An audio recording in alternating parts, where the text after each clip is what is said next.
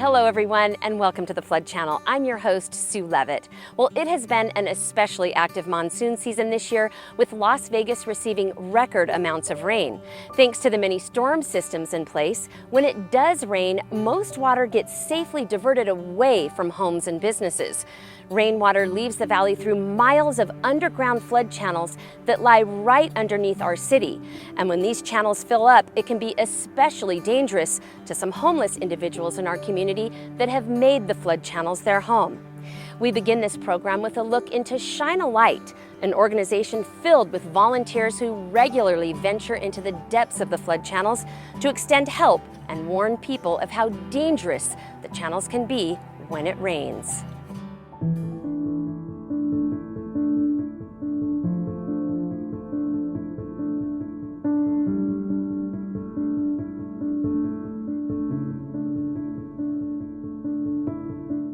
It's quiet, it's lonely, it's dark, it's wet, it's damp.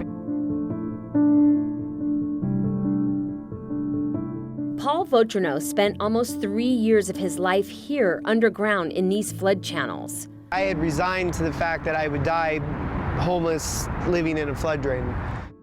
And living in a flood drain that's meant for floodwater doesn't create the most stable living conditions. When it rains, I lose my bed. It's gone, and I have to start over. About 8 years ago, Paul was arrested and received help through a Henderson drug court. He's been able to get his life back on track and is now the executive director of the Shine a Light Foundation. He returns to the tunnels where he once lived to help others find a way out. These flood channels were created to keep the public safe, right? But some people have made this their home. So obviously, when it does rain, even when it's not raining, there's a lot of dangers to living like this. You know, disease and just the addiction and the things that are going on down here. But for a lot of them, they don't see a way out. So it's our responsibility to hold their hand and show them a way.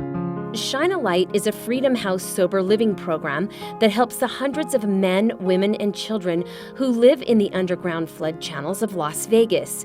The program prides itself on going into the depths of the storm drain system to engage with the underserved hidden population on a personal level.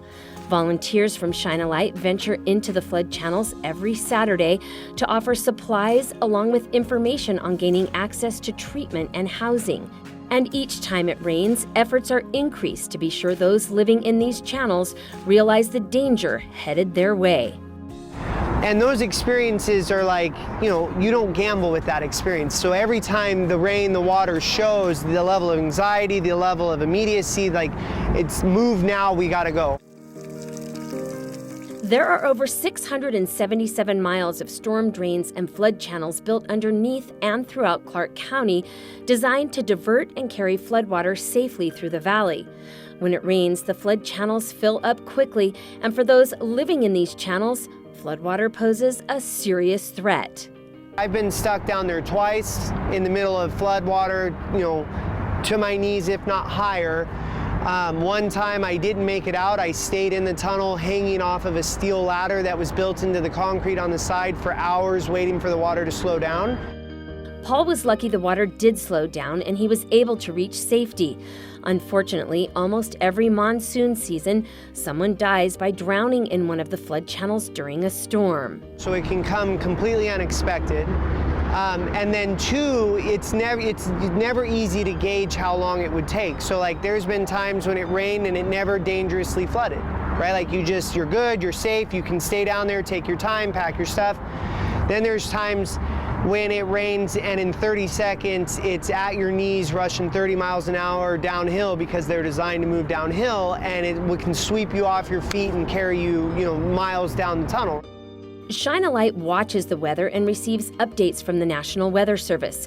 This way, they can warn and give those living deep in the flood channels plenty of notice to get out. It's terrifying. The part of a tunnel that I lived in turned, so I was literally probably about 40 feet away from the bend, right? And I'm just doing my thing, existing in my space, and I noticed the water come around the corner, and it's, no higher than the sole of my shoe, no big deal, and I'm like, okay, it's time to go, and so I start grabbing some stuff, and then all of a sudden I hear this this deafening roar kind of echoing down the tunnel, and it took over all sound. And when you're underground, you can hear the cars, you can hear the sewers, you can hear what's happening above you. It stole all that sound, and it was just replaced by this roar. And I look up and I see the water was coming around the corner. It's catastrophic, right? Like, and that happened, you know, the sole of my shoe is getting wet to like, here's this gallons and gallons of water coming around the corner within minutes. It didn't take long at all for that rise. Hearing firsthand the terror those face living in the tunnels is what keeps organizations like Shine a Light heading back time and time again to help. It's estimated that over 2,000 people have made the tunnels their home, and so far this year, Shine a Light has helped almost 250 people get out. If you would like to help or want more information, you can visit shinealightlv.com.